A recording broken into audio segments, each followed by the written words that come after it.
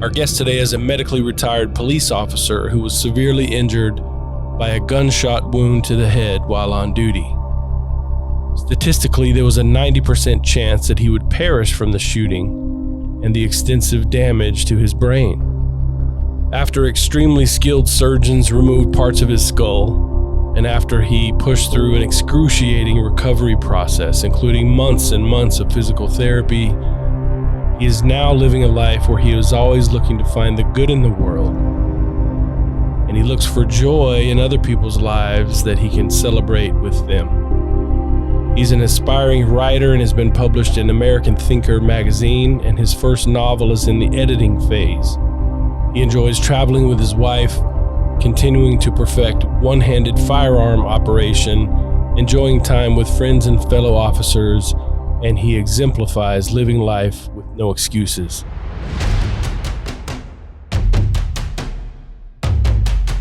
If you're a man that controls his own destiny, a man that is always in the pursuit of being better, you are in the right place. You are responsible. You are strong. You are a leader. You are a force for good. Gentlemen, this is the Alpha Quorum. Welcome back to the Alpha Quorum Show. Brad Singletary here. This is going to be exciting right now. I have a guest here today along with my good buddy Mike Olson. Hi, Mike. Thanks for having me again, Brad. It's always great to be in the Alpha Den. That's what this is. Somebody suggested we call it AQHQ, but anyway, I like it. It's kind of this is kind of also the dog house. So when I get in trouble at home, this is where I come hang out, and people wonder why I have couches here. And snacks. It's not that kind of therapy. It's just for me to come sleep here when I'm in trouble. All right. And Sounds snacks good. too. So anyway, welcome you guys. I've been trying to book this guest for a while. He's the husband of a fellow social worker, and you're going to be super impressed as you meet Samuel Anthony. Welcome, brother. Hey, thanks a lot. I appreciate you having me on. Finally, great to be here for you. Yeah, so I know something about your story that I want you to tell fully, on your own here with whatever detail is comfortable for you. It's kind of a traumatic incident that you went through. The reason I wanted to have you here is because people go through difficulty and hardship. The thing that you've dealt with has been super extreme, but you've come out of that with a super positive and healthy, very adaptive, from the best I can tell about you, a very adaptive outlook. And the things that you're doing with your life are super impressive. So let's just jump right into it, man. We talked a little bit in the intro about just some bullet points there, but go back to your career as a police officer and talk about how that ended. I was the victim of a pretty bad assault. One night, I ended up with a very serious traumatic brain injury, and my left half of my body has become paralyzed, still is. Almost ended my life, so things just kind of went from there. Were you on duty, Sam? Yes, I was on you duty. You were on duty, okay. Yeah. On duty, there was stuff going down. How long ago was this? 13 years ago. So 13 years ago, on duty, and pick it up from there, like what happened? Bam, assaulted. That's it. I'm down for the count. My brothers and sisters came rallying to scoop me up, got me off to the nearest hospital, and thankfully the doctors were there, saved my life. Brothers and sisters, their quick actions kept me alive. Doctors who were there did their thing. I'm still breathing. It's been one blessing after another for me. So you said assaulted. Yes. What was the nature of that? It's a gunshot wound. Gunshot wound to your head. To my head, yes. And here you stand today, handsome as hell. I don't know. I do have a face for a podcast, so in your Hawaii shirt, you guys look like you're going on vacation today. So here you are. This is how many years ago? 13. 13 years ago, you were shot in the head on duty as a law enforcement officer. Yes. And so you have some memory of this event. I guess you remember to some degree? Did your memory stop at some point through that? Memory's a funny thing the way it happens. I remember bits and pieces of certain things accurately and bits and pieces not very accurately.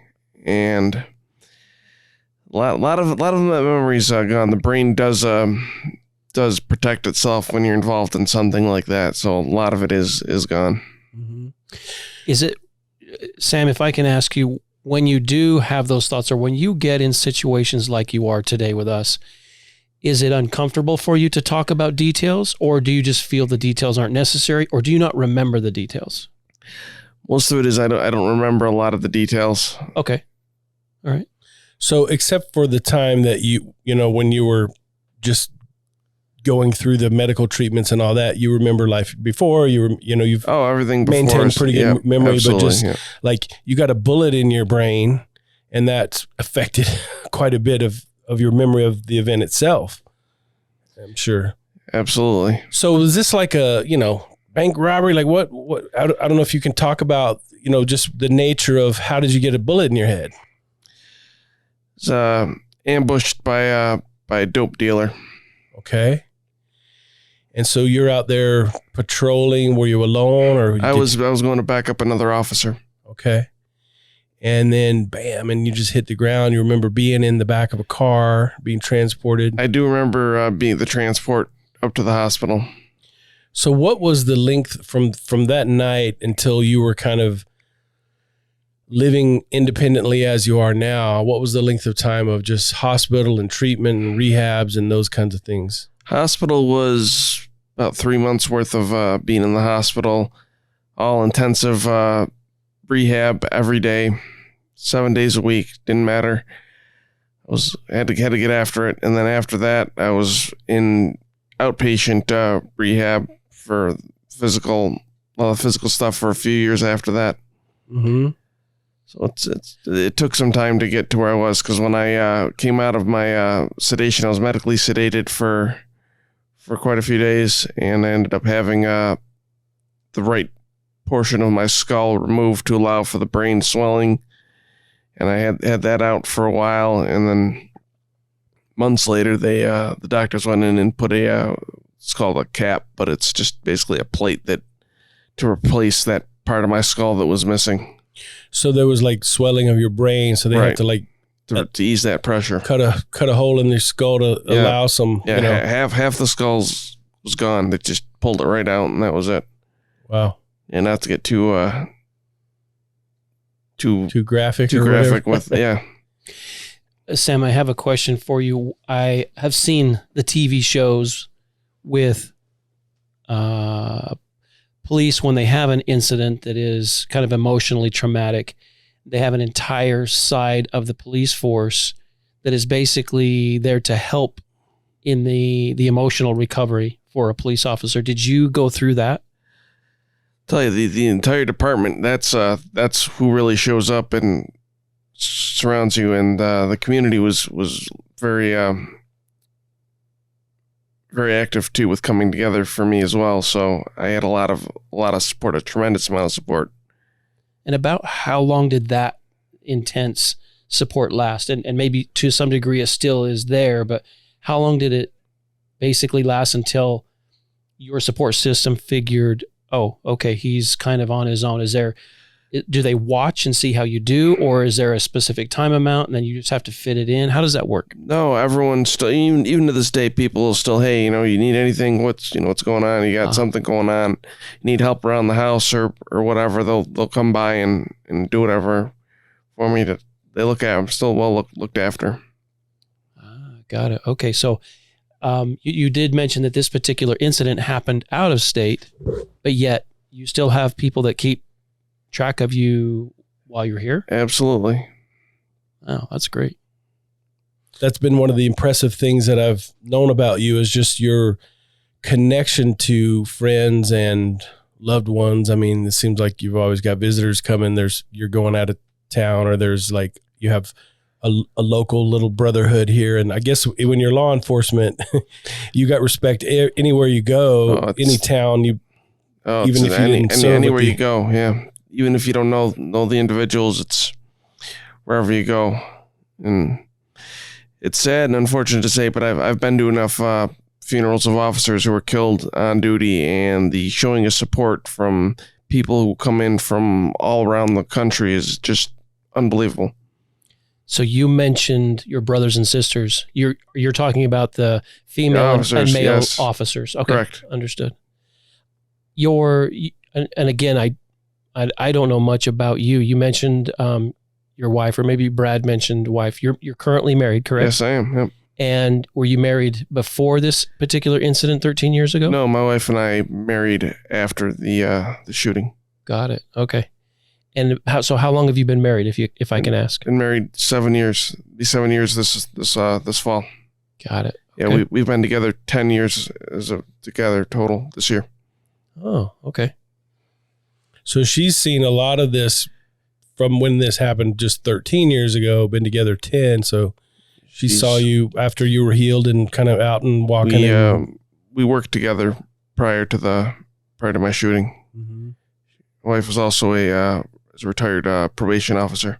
Don't they say no fishing off the company pier? We didn't start seeing each other until well after the shooting. So okay. He wasn't fishing till later. yeah, I went fishing later. So I know that you're on a medical retirement right now, but you worked for some time after this, right? You went back to work as an officer. I did, yes. Talk about that a little bit, because it was a great motivation for me to get back to work, and it was very rewarding experience. Got to meet a lot of people that I otherwise probably wouldn't have met throughout my career. I had a desk job after that for a while, and met some great people. I was doing background investigations for new hires. Got to meet a lot of new officers, young kids coming on that are just doing amazing work today. I have another question for you regarding your time almost right around this specific incident. When you were in sedation, kind of coming out of sedation, when you were in that particular moment, I've heard quite a few different people, they might have either some deep emotional experiences, some deep spiritual experiences, or maybe even something similar to near-death experiences. Did you, by chance, ever have anything like that? I had a very distinct out-of-body experience on the way to the hospital. wow. Can you tell us about that? Yeah, I remember one of the officers who was in the back seat with me on the way. We were in a patrol car on the way to the hospital, and I remember her specifically saying, "God, Sam's been shot."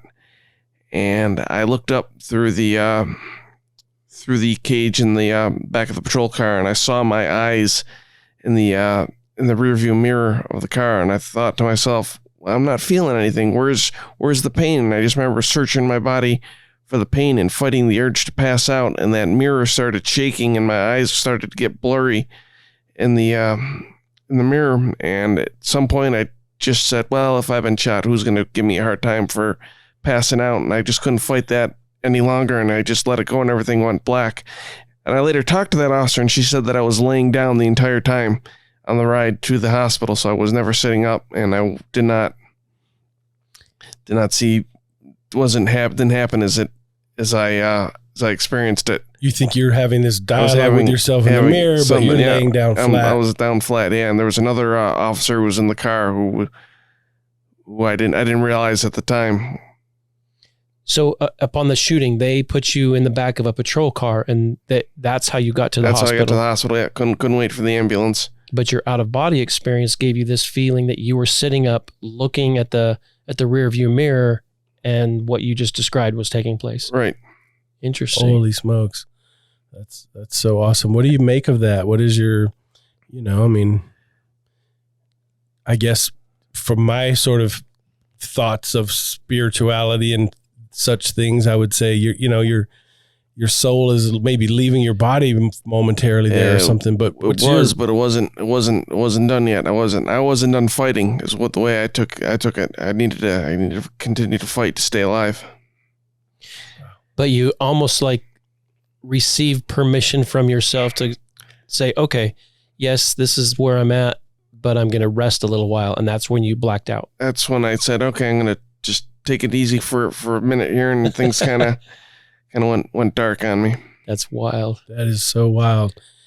And you must have had some real respect. I mean, you got some gangster status. You know, I guess that I shouldn't call it cop gangster. Gangster, yeah. But I that's mean, the wrong, you know, you have this like gladiator status, we'll say, because you're this, you know, warrior who's out there, and you've got the story, and they're like, man, this dude got shot in the freaking head, and here he is filling out my paperwork and teaching a class in the academy or whatever.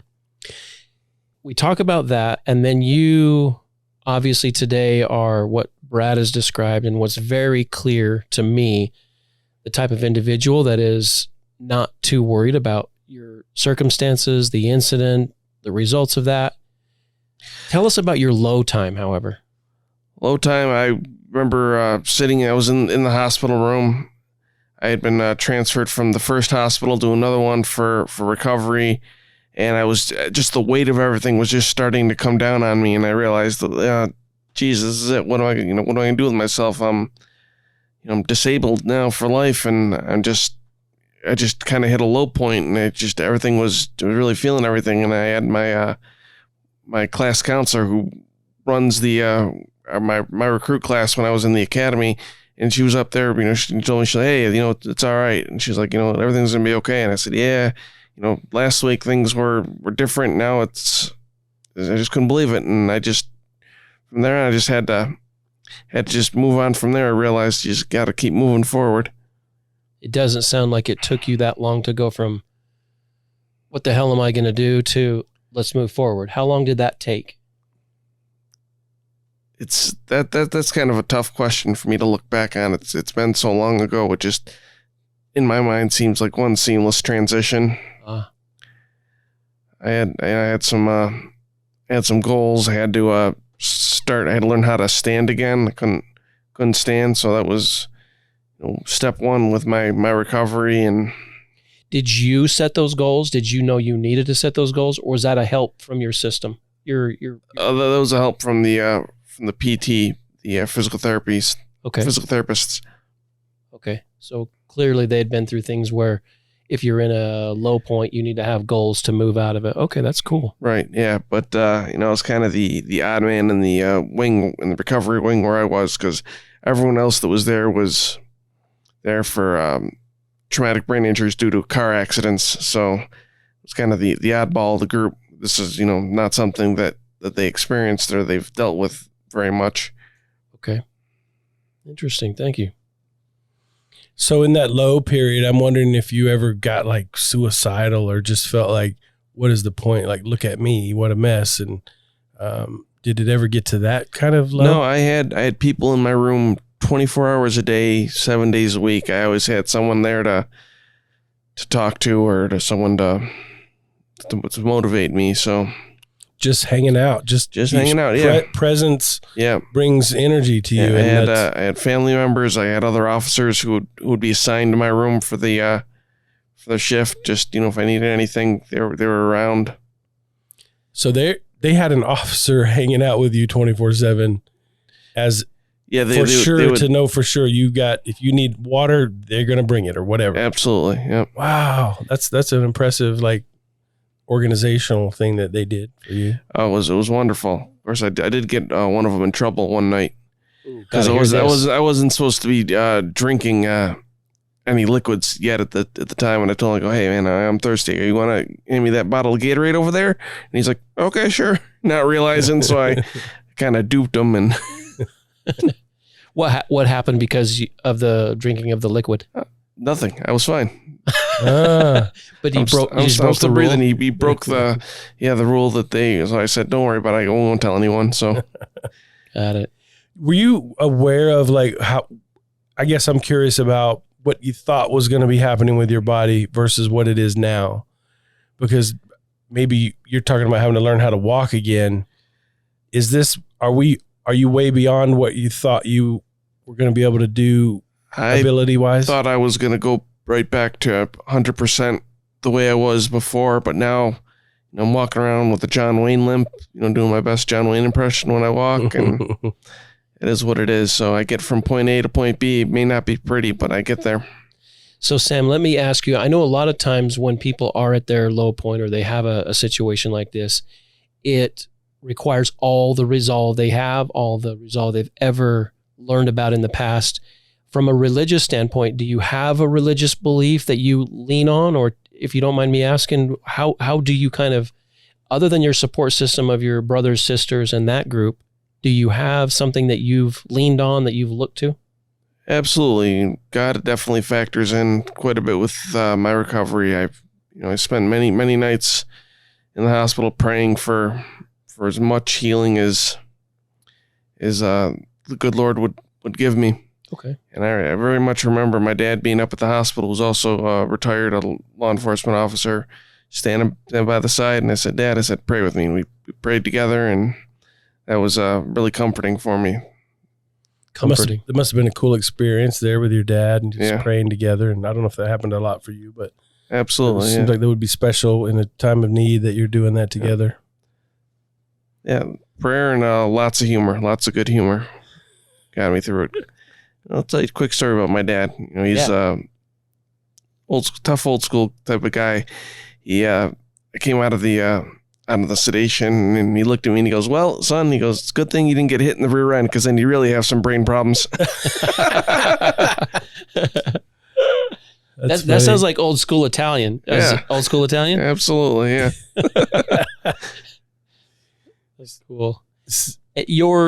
Where's your family heritage from? From the New York area? Italy, central Italy, yeah. Okay. You worked for how long? When did you go from working some to not working? I was I'm trying to think. Went back, probably back about 5, maybe 6 years. In the desk job, and then my body just gave out, and I said, I gotta, Well, the reason I'm asking is because a lot of men that I work with, who I may send to this show, are dealing with disability or something where they're unable to work. And, some of these guys they're home with the kids. They're kind of the housewife almost, because they're home and their spouse has to go work. And that took a toll on their identity and feelings of self-confidence, when it's like, hey, I'm not even working anymore. That's maybe one of men's primary purpose, is to be a provider. And now I'm not. Did that mess with you at all? Did you have any self-hate about any of that stuff? No, I mean, I missed being on the street and being out there taking calls for service, but sometimes you just things open up, and it's kind of you have a new reality, and you find other things to do. I focused on working in the backgrounds unit and doing training. I was instructing out at the academy for a while, and I went back to school. I got my master's. I had a lot of stuff going on. Didn't have too much time to sit there and feel sorry for myself. What did you get your master's in? Criminal Justice Administration. Okay. That's awesome. I think I hear that often when people have situations. Staying busy with something positive seems to be extremely helpful. Absolutely is. I was looking forward. I look forward to getting back out and instructing with the new recruits, and hopefully giving them some tips on how to deal with critical incidents such as mine, and what to do, because officers are always running into situations where it's stressful, and it's almost like it's an overload on your brain, whether it be a car accident with multiple injuries, or something with a child injured. You have to find a way to keep yourself healthy with all the things that you see throughout the course of your day. So I was focused on trying to get the kids, the new kids, they're adults, the new officers, right? Tips to keep themselves healthy and keep going. What are like the top 3 tips that you would probably help these particular officers, or maybe anyone who has to deal with stress, high level stress on a day-to-day basis? What are some of the things that you would give them?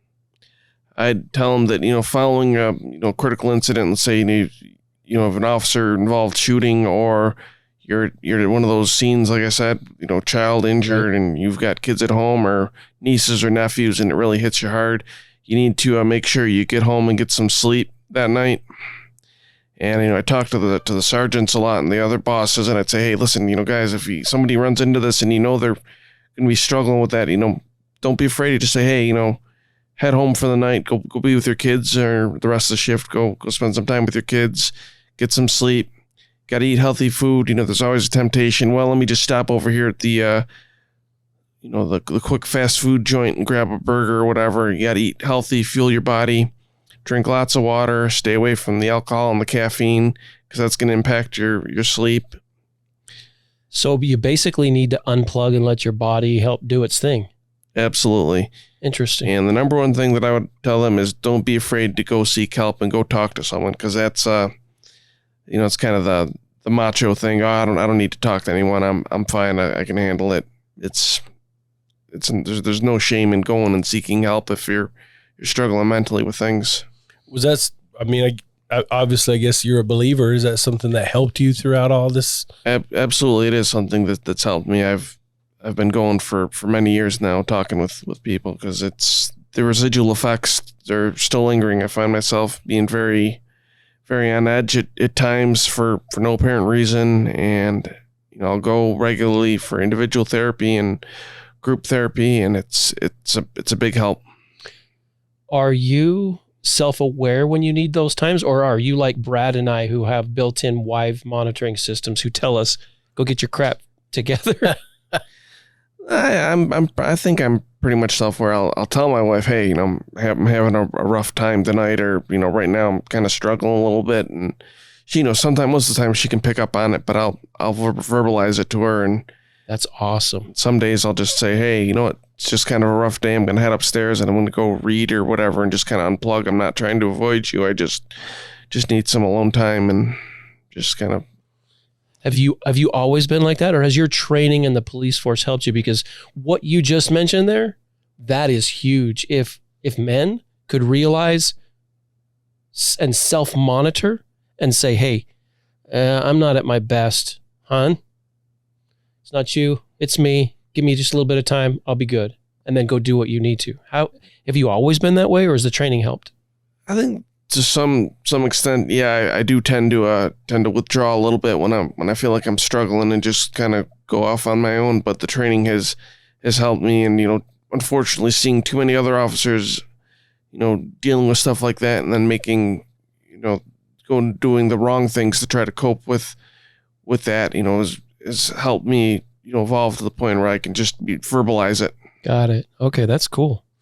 Yeah, just to be aware of it, though. I call it reading the gauges, just to know where you're at. I think most men, and myself included, I'll just go off and I think, well, whatever is happening is making me upset. You people, this out here is what's got me upset. I don't realize that I walked in the door upset or anxious or angry. And so if you can feel it and, send a warning, that's something you mentioned, Brad, that I've never thought of it that way before. Reading your own gauges.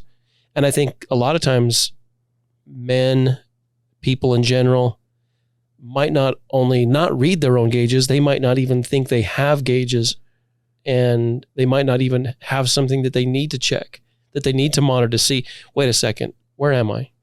I have a neat little thing that I've just started doing in the last probably couple weeks with some of my clients. It's fun to do. I'll ask them, without looking, guess how much battery you have on your phone.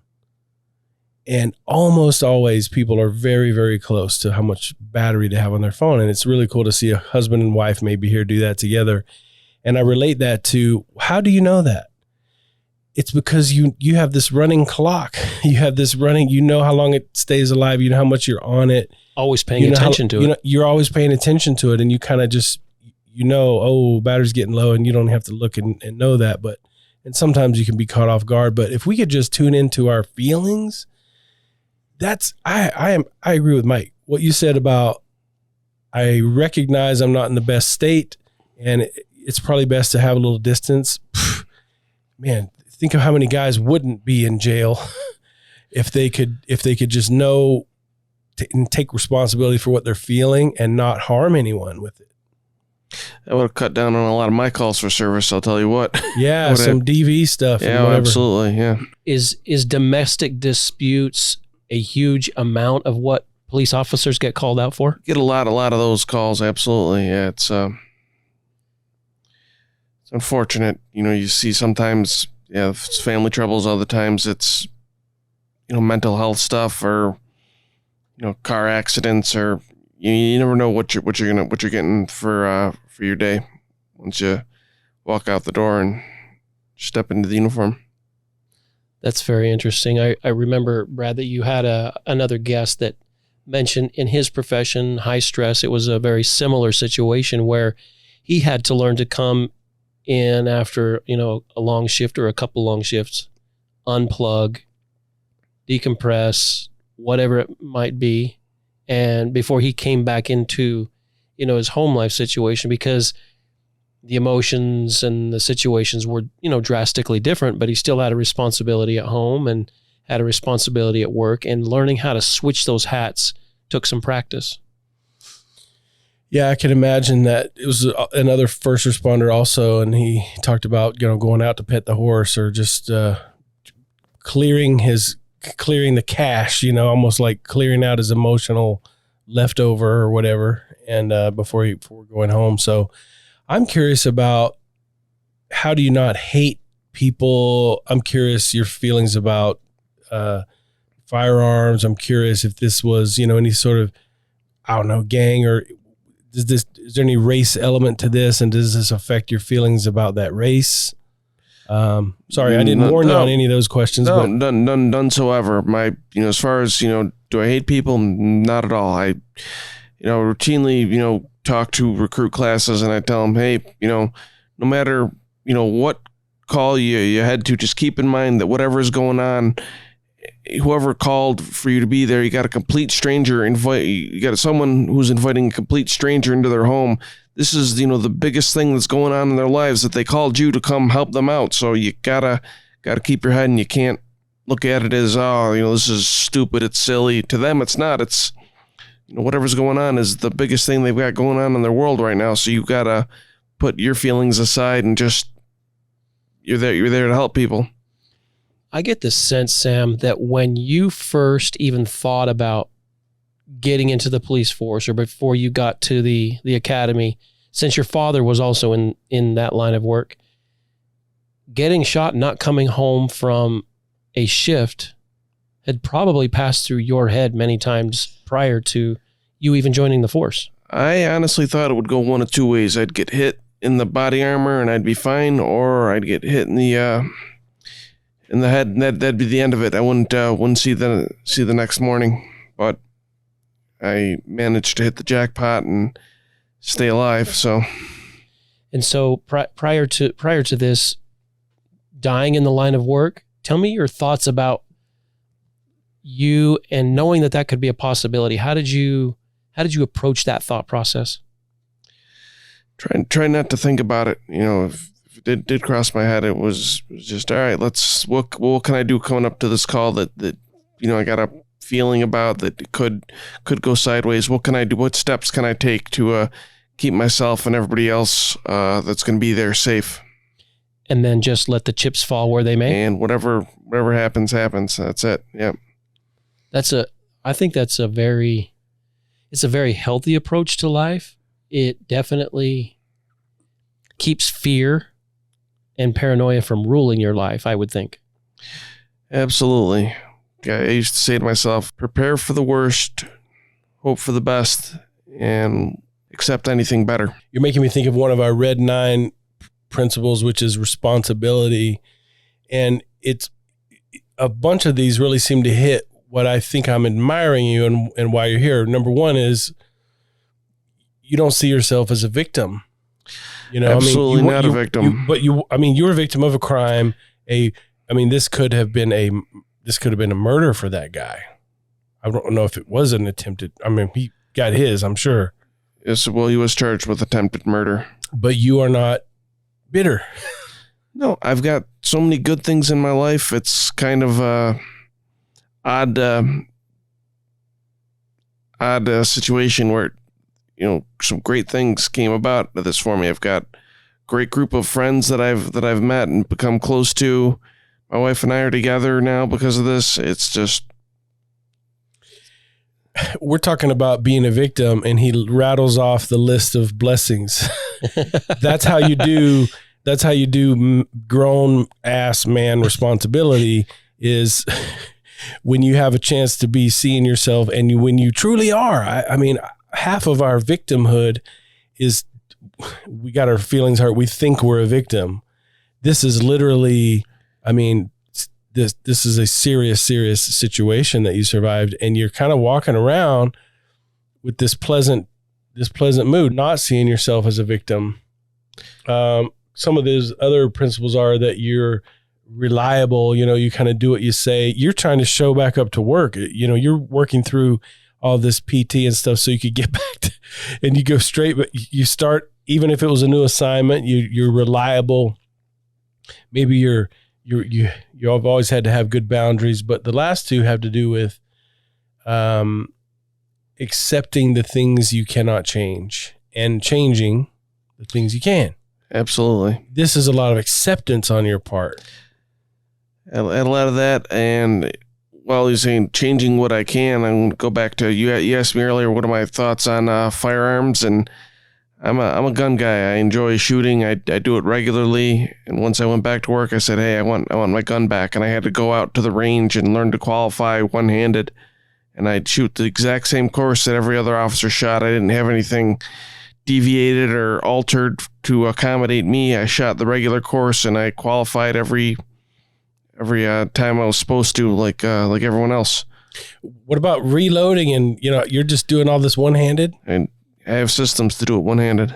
Dude, I love it. So I was out at the range this morning practicing one-handed reloads and shooting. This dude's like Ronald Reagan. He literally got shot, and he still is an advocate for guns.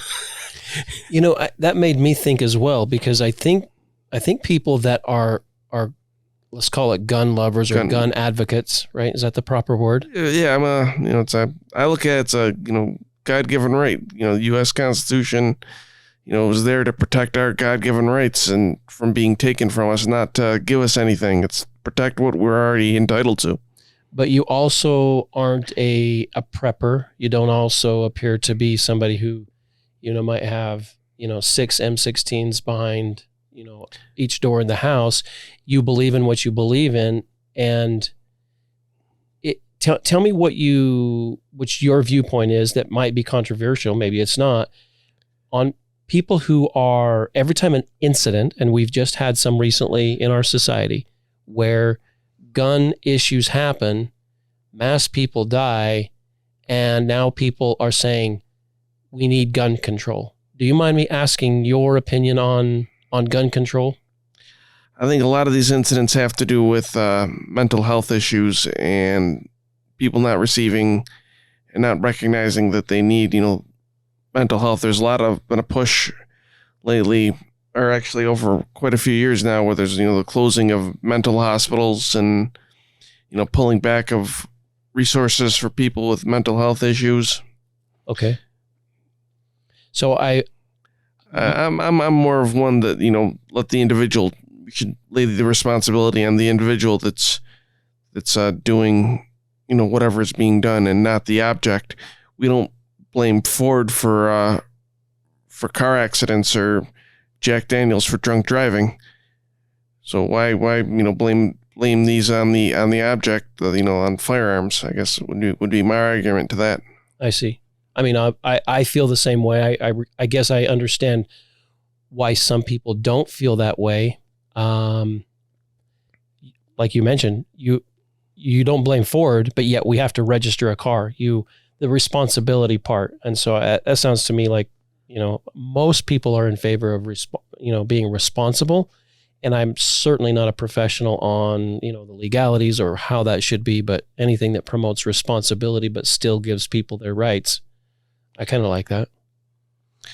And, I understand that, a lot of people that aren't raised or aren't around firearms a lot, it's, when you first get around them, it could be intimidating. It could be something scary, but, Same thing with, like I said, driving. The first time you got behind the wheel of a car, it was a little nerve-wracking, think back to when you're 16. But the same as driving a car, the more experience you have with it and the more you practice at it, the more comfortable you'll feel. So if you are, worried about firearms, you start, getting it and learning how to handle them responsibly, firing them, you'll feel more comfortable around them. So regarding your incident and your particular issue that we're kind of focusing on this evening, again, it sounds like you were already well aware of what could have happened, the potential, accepted that, and you just live your life in spite of those things that did happen to you. Absolutely. It's only one way life can be lived, and that's by going forward. And that was a lot in my head quite a bit, and part of my drive is my recovery is just have to keep moving forward. Moving forward. So there were lots of things that you've had to accept. You've had to accept an injury. You've had to accept a loss of your career that you seem to love and be made for, your second, at least, generation police officer in your family. And you're accepting, physical disability, I guess we would say. You're accepting so many things that will never be the same. None of it's fair. You didn't deserve it. Fair is what you pay to ride the bus. Oh, I just had that argument at the house today. That's not fair. I said, wait a second. Is that not nice? Is that not kind? Or is that not accurate? What's your definition of fair, honey? Well, damn it, you know what I mean. No, I've learned to do with one hand what most people do with two, and the things that I can't do, I have to learn to ask for help, and that's, it's not a blow to my ego anymore. It's just, it is what it is, and that's how I live life now. You said anymore. What do you mean by that? Well, let's say, tying your shoes, that type of thing. If my shoelace comes untied, I'm going to have to ask for help, or, things that I used to be able to do prior when I had two hands. I thought he was saying it used to be hurt your ego, or, it was maybe emasculating or something to have one hand, but you're saying not anymore, or does it affect your ego? It's just something that's become normal to me. But see, and maybe that's a process. Maybe that's what you do in 13 years, but I think I would be pissed. I don't know that I could. That's why I'm so impressed by you, man, is like, you're just kind of going along, and it is what it is. I remember the first time I ever heard anybody say that little saying, it is what it is. I thought, you're so stupid. What do you, of course it is what it is. That means nothing. You're an idiot, and I have been cursed by that now because I had to learn it, how to be that way. There's some things that are just beyond our control, and you accept those, and what you can do, and what you can't, you can't. That's the way I look at life. It's similar because I noticed that right away in you. As soon as I met you, I noticed those things because you may not have noticed it with me, and Brad knows, obviously, he's known me a long time. I was born with just 2 fingers on my left hand. And so when someone is slightly different, I notice it because it's kind of how I was. And I remember when I first met Brad and I was sharing Christian beliefs door to door, it took me a while before I realized I would knock on someone's door and I would have to learn to hide my hand, not because I was embarrassed, but because if someone would notice it, they wouldn't hear a word I said until they got to know me. They're like, what in the crap is on the end of your hand?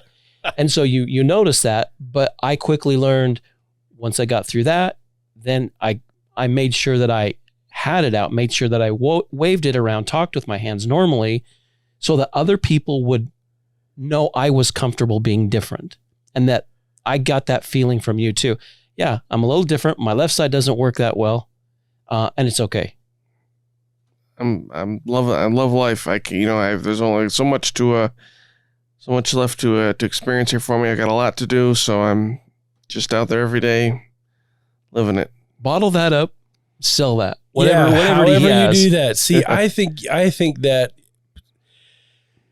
it's resilience after a terrible thing, but I think there's some gift in that for you. You've got some talent. Somehow you have, and I'm sure you've done work too. Right. You had to push through some of negative belief at some point, but a lot of physical pain. Yeah. But, the physical pain's easy to deal with. Still you have physical pain? Oh, I'm still every day I'm aching. Snap, crackle, pop used to be what I heard from my cereal. Now it's what I hear from my body. All other parts of your body, or like in your head and your neck? Oh, joints, knees.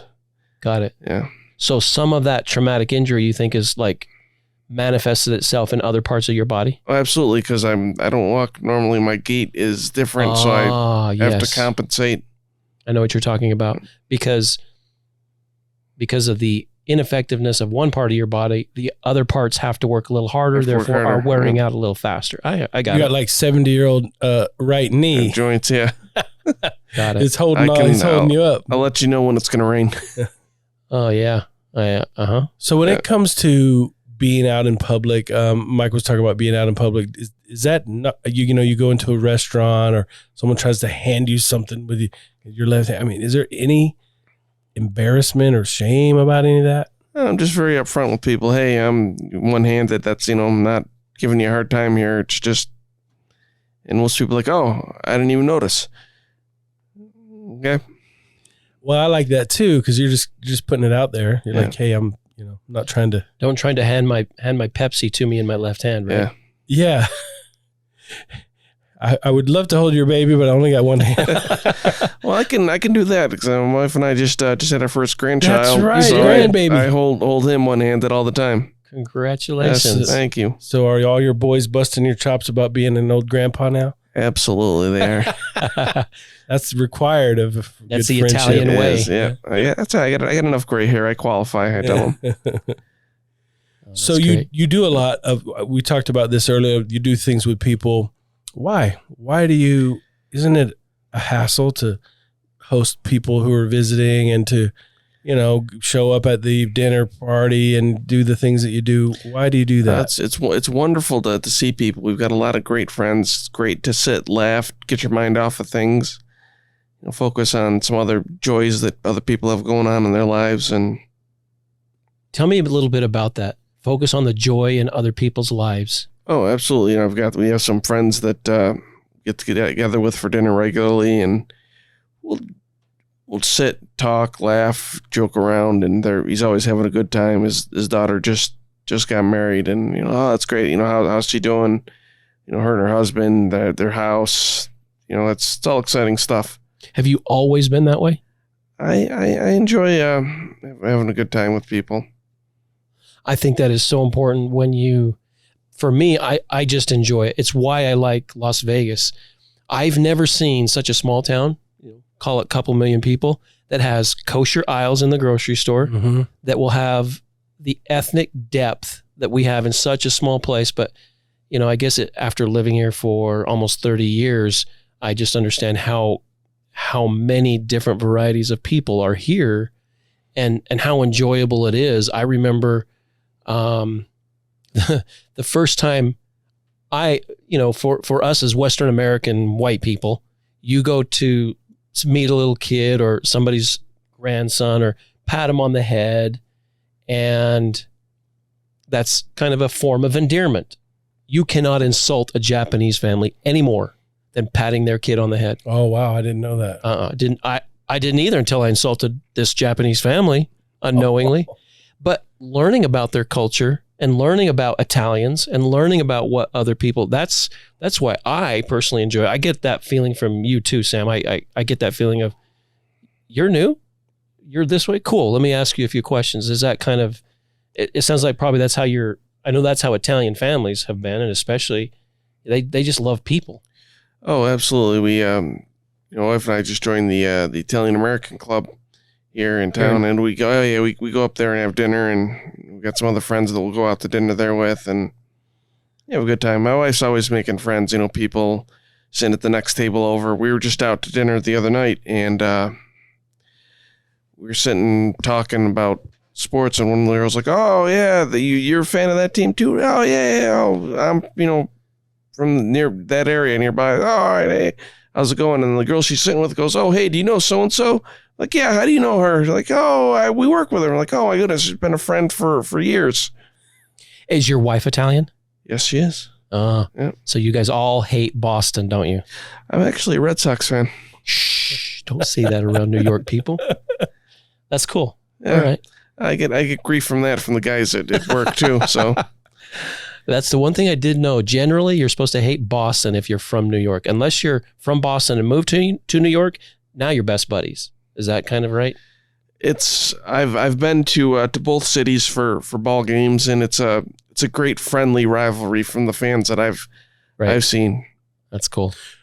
What would you say, Sam, has been the hardest part of this whole recovery since this thing you've been through, and then what has been the gift in it all? The hardest and then the best.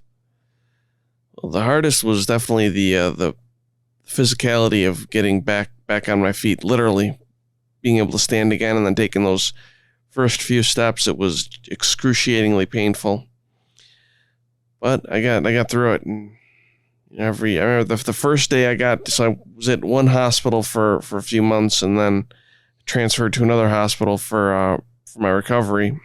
And that first day there, they brought me over and down to the physical therapy area, and like, you got to stand up. I'm like, my legs don't work. I was in a wheelchair, and they put me in this contraption that kind of hoisted me up, and I was standing on my own feet, and they wheeled a basketball hoop in front of me, and they go, shoot baskets. And I hadn't lost my touch. I was laying bricks like a master mason. So I haven't lost my touch. He said laying bricks like a master mason. And my dad was standing there, and he goes, "Come on." It's like, if you're gonna do something, start making these shots here. He goes, "Well, I see you haven't lost your touch." I go, "No, I haven't." So the physical therapist goes, "No, that's not really the whole point of the exercise, just to keep him occupied while he's standing." And my dad's like, "Listen, you gave him something to do. You better do it right." So I just keep thinking back to the whole concept that you had such a deep and lengthy support system, and the Alpha Quorum, Brad, is kind of all about that. How do we support one another? How do we help one another? What does that look like? What does that mean to every individual? How do we get better at, Sam obviously is a pro at asking for the help. It's easy for him to do. And real quick, one of the reasons it's easy is because people have come through for you. That's a safe thing to do, because you had a bunch of dudes show up, and you could rely on them. And so I'm sure that's part of what helped you, help that be easy for you. Absolutely. And, it was every day people were up at the hospital, and, initially guys have told me afterwards, they'd say, we'd come out to the hospital, we're, breaking down, when we first got the news, because people thought I was dead. They had heard stories that they go, "Oh, they got the news. That's it. No, he's not, he didn't make it. That's it." And I was still in surgery, and they'd come up and they'd see my parents and my mother, and they're like, "Oh, I'm so sorry." And she's like, "No, don't worry. He's going to be fine." My mother was consoling the officers who were up there crying in the hallway, thinking that was it. And she's like, "No, he's going to be fine. Just, don't worry about it." One thing that is, I don't think that many men realize either, that, let's say, allow themselves to be helped. That paycheck, so to speak, for the other person giving the help is the gratitude. That's one thing I get from you, just the hour that we've been here together, is that it's easy for you to express gratitude for those helping you rather than the pool of self-pity. I am stubborn. I will try to get stuff done on my own, but when it comes time to ask for help, no problem. Just ask for help. You can't feel bad for yourself, because that doesn't get me anywhere. So, I'll try, and if can't find a way that works, then you go to the other alternative, which is help, and that's okay. Nothing wrong with that. That's fantastic. So the best part, I don't know if you talked about the miracle of it, because this is quite a miraculous story, if you ask me. I mean, I'm looking back, I don't know anyone who's been shot in the head and is recording a podcast 13 years later. I mean, it's a pretty cool story that you've.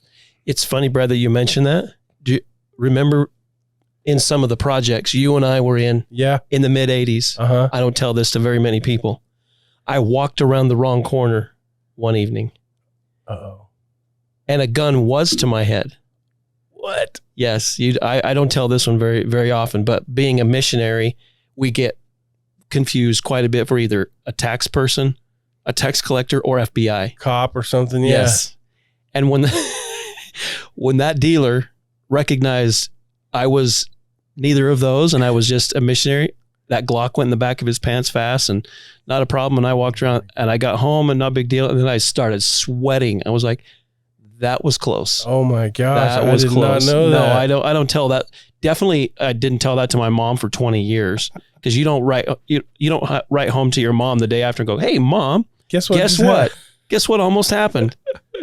So yeah, but you're right. I don't know very many people that have those particular situations. I didn't tell my mom about the first time I was shot at either.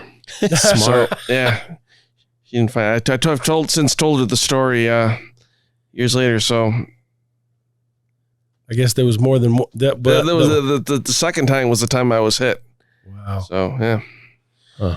So what is the miracle you bring? You talk about you're meeting your wife. My wife, we have such a wonderful relationship, and we've done a lot of traveling in the 10 years we've been together, gotten to see a lot of different places and experienced quite a few things. We love going out for dinner, especially traveling, lots of different cuisines. It feels like every time we go somewhere is we stake out the best restaurant. And now every time we go back, hey, I know a place or so. Oh, you're going there? Hold on. I got a restaurant for you to go check out. That's cool. Very cool. And you mentioned you're a grandfather. How many children do you have? Just the one. What, a boy or a girl? A boy. One boy. Yeah. That's fantastic. If you could, just kind of summarize all of the 13 years of ups and downs and pain and loss and victory and all the things that come with this experience, to share with men around the world who are dealing with their own situations, maybe their own tragedy, maybe their own difficulty, maybe a physical limitation, something's changed their life. What would you share as just the wisdom that you've learned since this thing happened? So no matter what you have going on, no matter how bad it looks, there's always something to find joy in. And whatever that is for you, find it, embrace it, and continue to go after that. That's awesome. Yeah, it just seems like you've made the decisions to be grateful. You've made the decision to look for the joy. You talked about sharing in other people's joy. Instead of sitting home in self-pity, you're looking for someone to go congratulate with their good news and be a part of the good things in their life. You're choosing to be positive. Maybe it's not hard for you. Maybe that's how your mama raised you. I don't know, but it's a gift. It's a talent. Always raised, just keep your head down, work hard. So after this, I had to just work hard towards my recovery, and then things are great. I've got a little niece that I talk to her every day. She's 3. Talk to her every day on the phone, and just hearing her voice and watching her get older and grow and develop, and just hearing how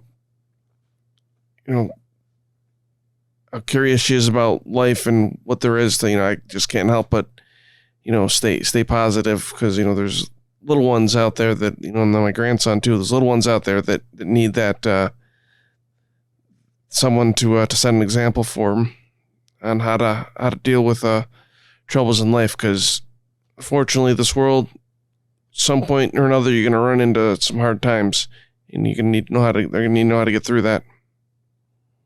It's a great motivation to be able to know that.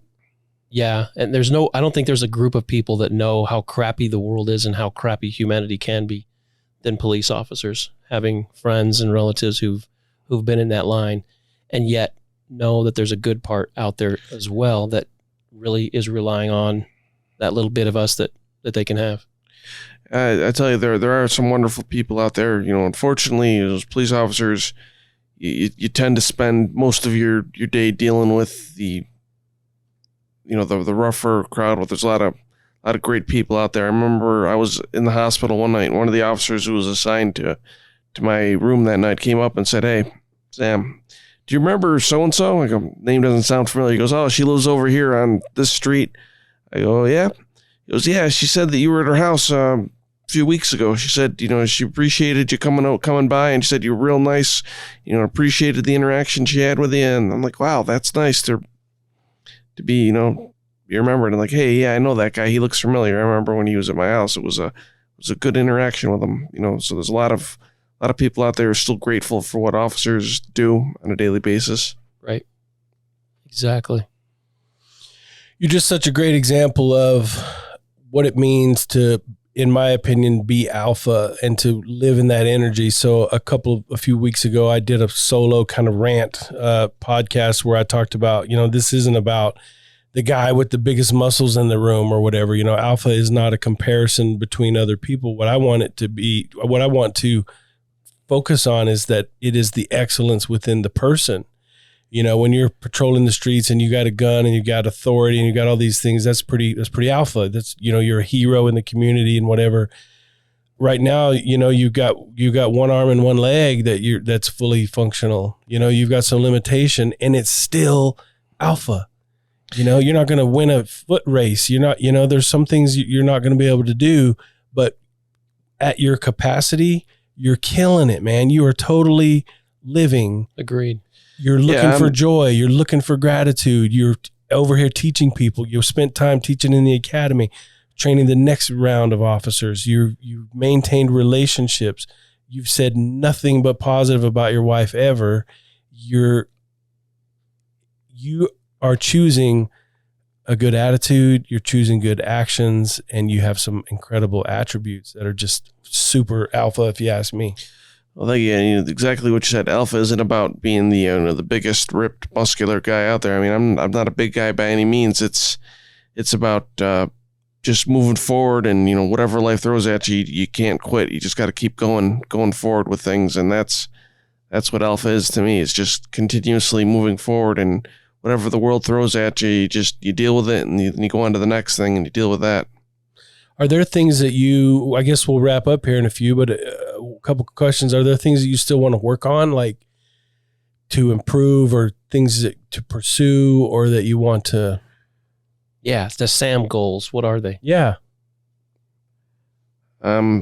Constantly, pushing myself, for whether it's, just, all right, today, going here, going there, let's walk a little further. Let's get my stamina up a little bit more. Let's, go to the gym. I'm going to spend a few extra minutes on doing this or doing that, or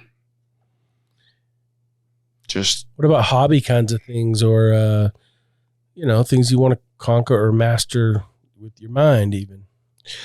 I do a lot of reading, and I think that's an important thing is keeping your mind active. I also do a lot of writing too for a few for a website online. So what's the topic you write about for the online website? I tend to discuss a lot of constitutional issues. Oh, okay. Interesting. And so is your reading preferences geared a little to that as well, constitutional or governmental or historical? What's your a lot of historical stuff, but it depends on my mood. Sometimes it's historical, sometimes it's fiction, other times it's some older novels. Okay. I've read some of your writing. It's pretty freaking good. Oh, thank you. It's pretty high level stuff. I mean, it just seems like that's a profession. Lots of cool little nuance in it and things that I thought were very well done. Have you always liked to write, or has this been something since the incident you've picked up? This is something I've picked up more recently. I was actually just discussing this with a buddy of mine, this morning when we were driving home from the range. I said, sometimes when you're struggling, having a hobby or something to do is important to keep busy, but you got to pick something new, something that it's not just the usual everyday fare it's just more repetition, something that's going to challenge your brain and something that's to keep you active. That's cool. That's very cool. So what would you say is the most alpha part of you? What is your most important talent, gift, superpower, strength? I'd say just, the being stubborn, not quitting. You just got to keep moving forward. I think that's my strength. Stubbornly consistent. Yeah, endurance. That's another one of our things, that your mind is right. You've got some goals. You can adjust things in your path. You're patient, persistent, you accept support, and you accept your limitations as well. You know when to say when. Yeah, but I'm pushing myself. I was just having a conversation with another buddy the other day, and I'm going to make it back to the golf course with him sometime soon and go golfing again soon. So. Brad and I need to be there. Can we please go? Yes, absolutely. Even if it's not to that day with your friends, we'll do our own. We can do it, on the driving range, even if it's just that. Absolutely. It's not pretty, but it gets the job done. And that'll make me feel good. I mean, I'm terrible anyway, but if I'm the only one here with both working hands, so I am just look up to these guys so much for their attitude. I've never heard one single thing from either of these guys, and I've known you longer, Mike, but just you've taken it, you've accepted long ago that part of your life too with I'm talking about your hand, and I've never seen it. Maybe there's something there at times, but I've never seen you sit on the pity pot over that. And for sure, you're walking around and you have mobility, but you're doing whatever you can. That's the coolest thing ever. So I'll play some golf with you guys. Yeah, that'll be great. Sounds good. Sam, man, appreciate you being here. This has just been a highlight kind of thing for me. You've helped us level up. You've taught me some things about, just attitude and how I think my takeaway from today is go looking for things to feel joy about. Go looking for it. Go find it in other people. Go celebrate in their joys. And that's crazy to think that, you were shot by a freaking thug and you got no hatred. There's none of that there. What good is that going to do anybody? Negativity is a cancer. Gotta stay positive. Sure is. Negativity will literally eat you alive. You guys were trying to highlight men who seem to have something figured out about how to live and how to be happy and how to maintain your own power and energy and control over your life. So much of it is attitude. And as you've seen with this guest and so many, the way that you believe about yourself and about other people and about the world, that's going to determine a lot about the experience that you have. And so, Sam, just really appreciate you being here, brother. Thank you for having me. I appreciate the opportunity. Great to meet you, Sam. Best of luck in your writing. And if you ever have any of that stuff you want to share, feel free to send it my way. And I'd love to see whatever you write about. Absolutely. Tell us again, how do we find the website where we can see your writing? How do listeners find it? It's americanthinker.com. Americanthinker.com. Samuel Anthony. Yeah, you just look under the archives portion of it, and you just search for Samuel Anthony, and you'll have the link to all my articles there. Great. You mind if we put a link to it on our show notes and stuff like Absolutely, that? Absolutely. Yeah. Now, just to warn anybody, you may be coming at this with a little bit of a conservative slant on that or whatever, but it's just a little bit, but it's thought provoking. It's nothing radical. Nothing radical. I'm very much a moderate. Not one side of the aisle or the other. I think both sides have a lot to answer for the state of the country, and it's more about everyone waking up and realizing that our elected officials don't always have our best interests at heart, and you have to be smart about who you choose, and just keep that in mind that power corrupts, and absolute power corrupts absolutely. Oh, you're part of that new political group, the Sensibilarians. Yes, Sensibilarians. Yes.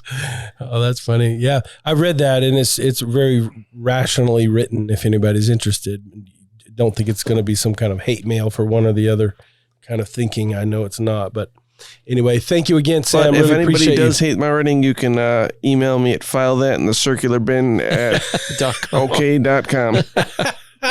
Sam, it's been great to meet you. Thank you. Very nice to meet you. Well, maybe we'll have to have you back sometime for another topic, or we'll pick your brain on since my face hasn't been shown here on the podcast. You definitely won't have any listeners drop off. So we got to get your picture though. We'll have to have the cover photo. I was thinking of that. You've had how many guests now? We need to start like a Polaroid wall. Yeah, seriously. Yeah, or on the website or somewhere where it's just like that's cool. Right. Yeah. All right, cool. You guys. Well, thank you again. Until next time, no excuses. Alpha up.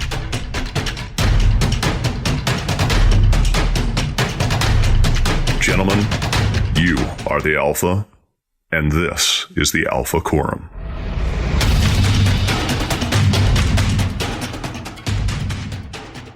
Well done.